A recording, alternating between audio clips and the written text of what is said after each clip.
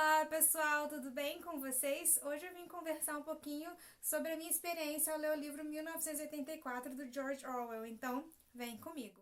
Então pessoal, terminei de ler esse livro agora há pouco, terminei hoje, já tô gravando e vim contar pra vocês como que foi essa experiência de leitura. Esse livro é um clássico, com certeza vocês já viram pelo menos duas ou três resenhas por aí no YouTube sobre esse livro. Hoje eu não vou. A minha intenção aqui hoje não é fazer uma resenha, mas sim contar como que foi pra mim a experiência de ter lido esse clássico. Eu tenho certeza de que muita gente que vai assistir esse vídeo já leu esse livro e conta aqui pra mim nos comentários como que foi a sua experiência. Foi um livro fácil? Foi um livro difícil? Como que foi pra você a leitura desse livro, tá? E eu vou contar um pouquinho da minha experiência também. Mas lembrando que aqui na descrição do vídeo vai estar o link para você que ainda não leu e quer adquirir esse livro. O link para compra vai estar aqui embaixo. Todos os meus vídeos eu compartilho um link para compra que, se você utilizar, você vai estar contribuindo para a manutenção do canal. Então, muito obrigada. Então, eu vou contar um pouquinho da história para vocês. Esse livro, ele traz uma história utópica, tá? Ele se passa num mundo que não é o mundo que nós vivemos.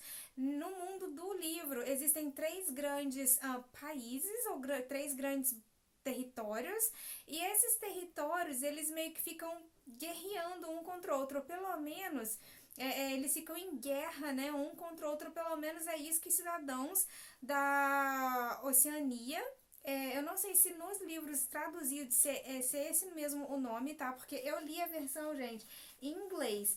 E eu sei que na hora de traduzir, o tradutor às vezes tem um pouquinho de liberdade e adapta uma ou outra coisa. Mas aqui é a Oceania, né? E ou Oceânia, não sei se no português na tradução colocaram acento ou não. O personagem principal é o Winston.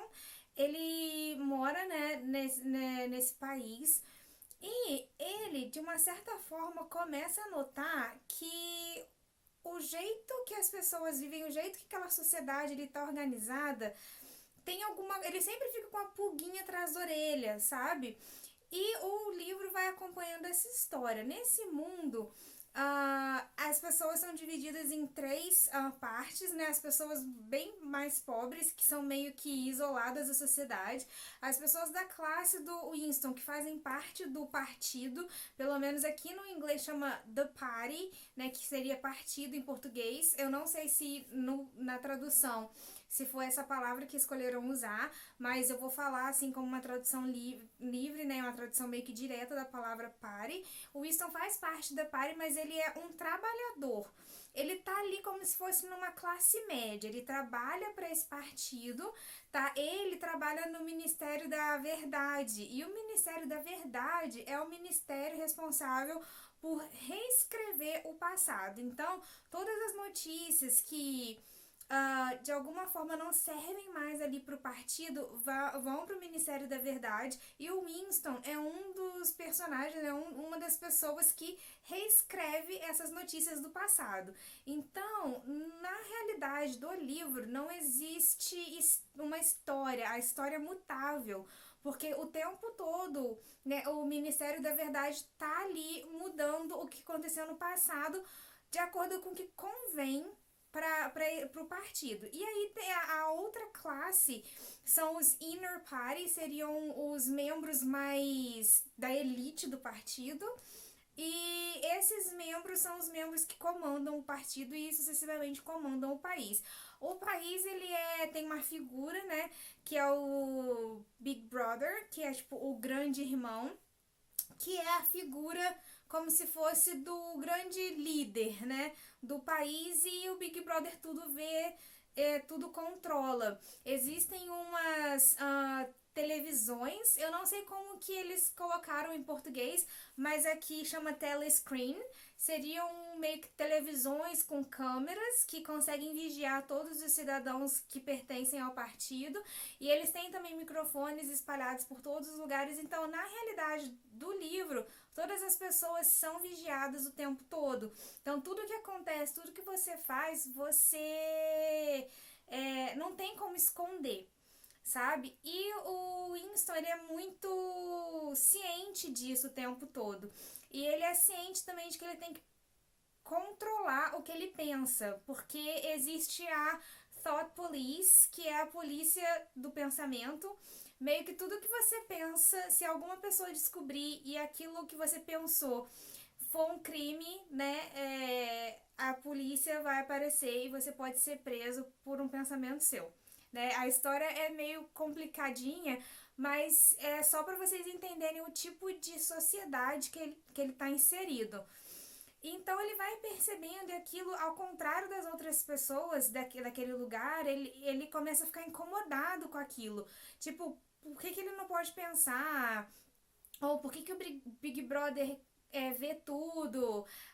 Será que o Big Brother realmente existe? E aí tem uns rumores de que existe tipo uma irmandade que quer libertar as pessoas do país. Será que essa irmandade também existe? Só que ele não pode comentar isso com ninguém. O livro vai acompanhando os pensamentos do Winston.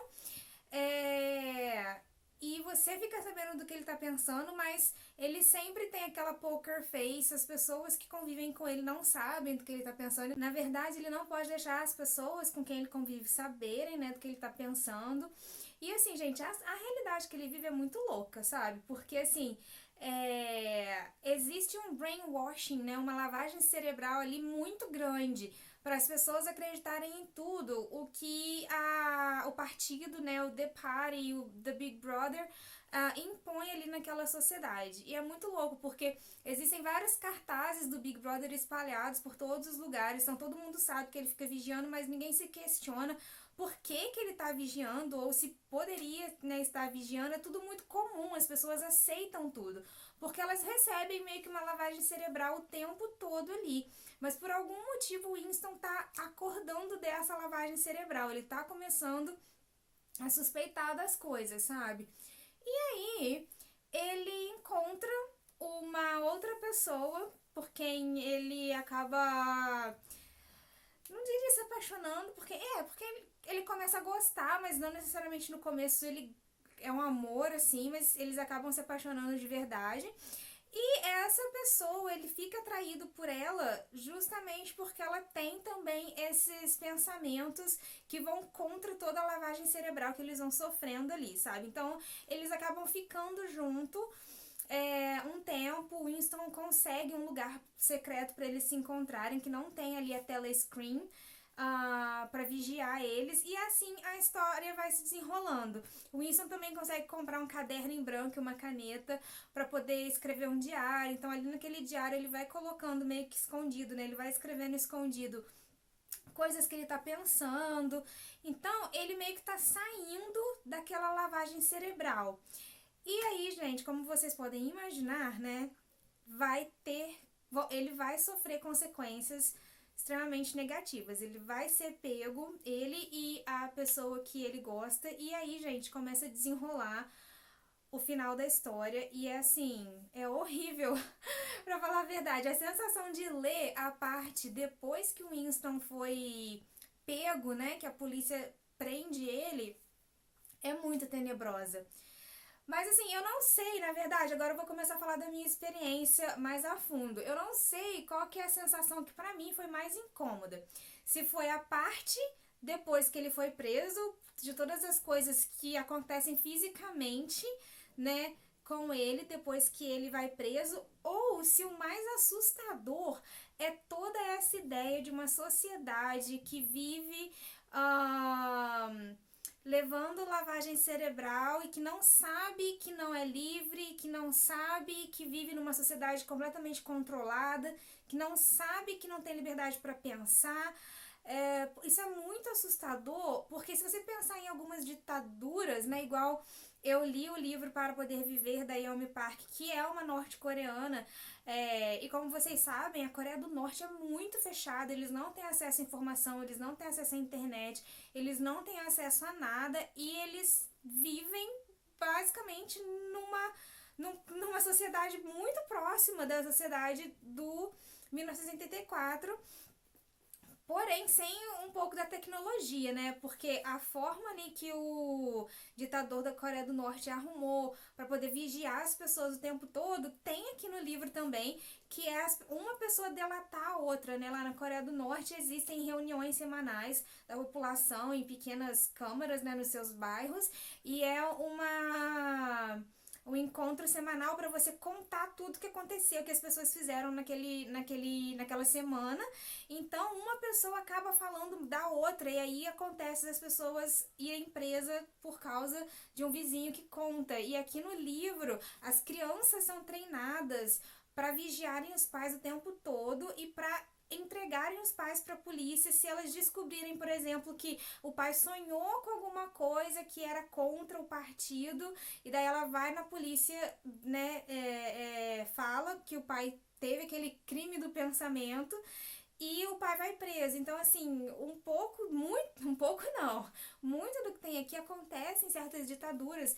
E você, comparando, né, agora que eu já tinha lido Para Poder Viver, da Yeonmi Park, e li o 1984, ela cita esse 1984 no livro dela, falando que depois que ela saiu da Coreia do Norte, que ela começou a ser educada, né, tanto na Coreia do Sul e depois que ela foi para os Estados Unidos, ela leu esse livro e ela parece que alguma coisa caiu. Ela leu 1984 e leu também a Revolução dos Bichos, e ela conta no livro dela que foi assim, foram dois livros que abriram a mente dela, que começaram a fazer ela entender a realidade que ela vivia. Ela vivia numa sociedade, numa realidade de lavagem cerebral constante. Então, assim, eu não sei, o que me deixou mais, assim, aterrorizada é saber que existe essa possibilidade do controle da sua mente o tempo todo. E, gente, mesmo aqui, a gente não vivendo numa ditadura, a gente vive de um certo modo numa sociedade que controla a gente para comprar um monte de coisa que às vezes a gente nem quer e nem precisa, controla a gente para acreditar em notícias falsas o tempo todo, políticos que ficam, sabe, o tempo todo enviando para a nação notícias ruins, notícias erradas, fake news.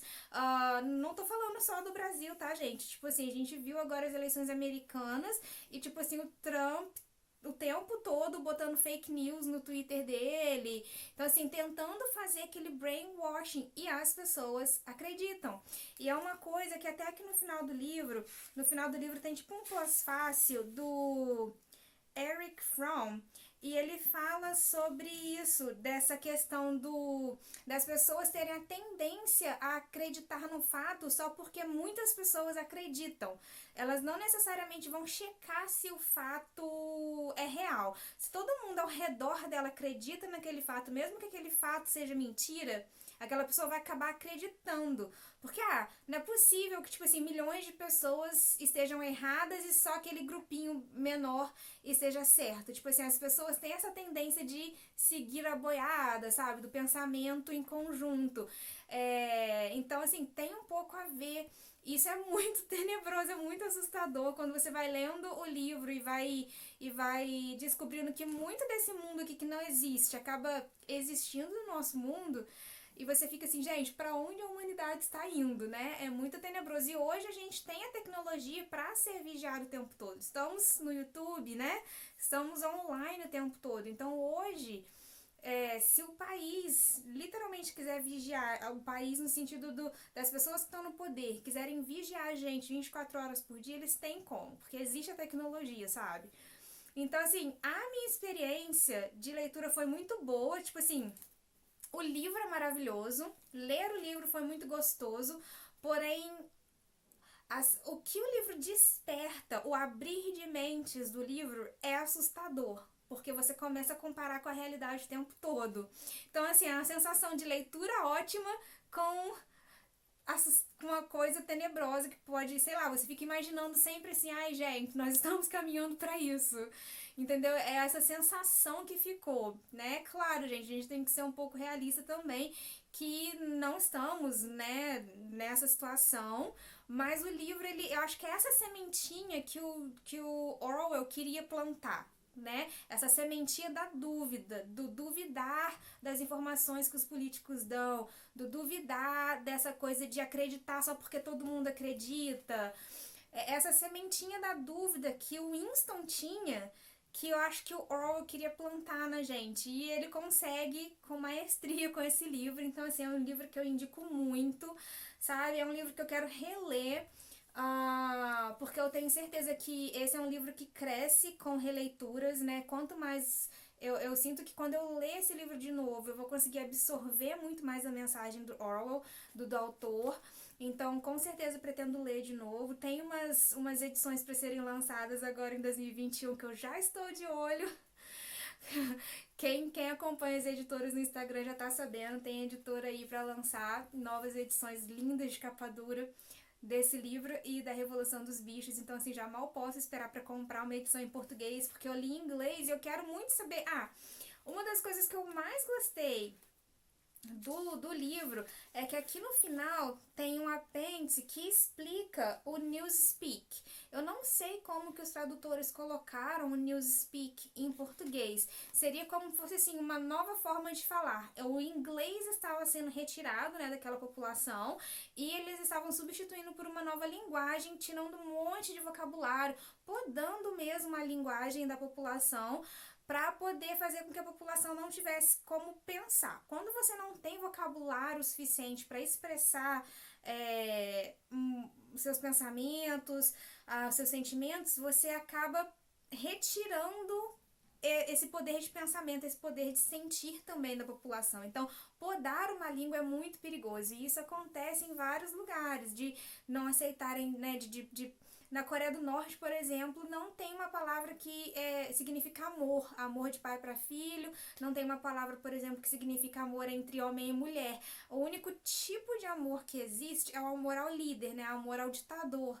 Então, assim, muito cuidado com essas coisas de ficar aceitando movimentos que queiram tirar palavras do nosso vocabulário, muito alerta com essas coisas que estão acontecendo hoje em dia, até aqui no Brasil, né, tipo, de grupos que ficam, tipo, não pode falar essa palavra, não pode falar aquela outra palavra. Gente, podar o vocabulário é muito delicado, não tenham muito cuidado com essas coisas. Então, assim, eu não sei como que ficou esse apêndice nas traduções para o português, mas foi uma das minhas partes preferidas do livro, quando eles explicam o motivo de estarem arrancando aquelas palavras de uma língua e qual a consequência. A consequência de estarem tentando podar o vocabulário é fazer com que a população não tenha como pensar. E se a população não pensa, ela não se revolta. Então ela nunca vai ter nem como imaginar o que ela está sofrendo, né? Então essa parte que eu mais gostei, e a parte do livro que eu achei meio cansativa